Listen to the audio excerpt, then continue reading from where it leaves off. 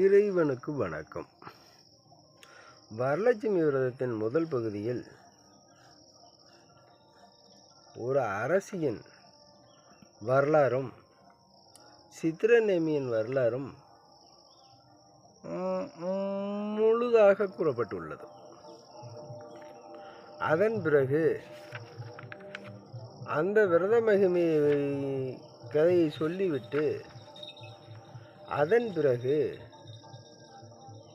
லட்சுமியின் படத்தை சுவற்றில் வரைந்து மண்டபம் வைத்து அலங்காரம் செய்வதை பற்றியும் கூறியுள்ளோம். அது மட்டுமில்லாமல் பூஜை அறையின் அலங்காரத்தை பற்றியும் கூறியுள்ளோம். கலசத்தின் அலங்காரங்களையும் அதில் குறிப்பிட்டுள்ளோம். இதன் பிறகு வரலட்சுமி விரதத்தில் முதல் பூஜையாக பூர்வாங்க பூஜை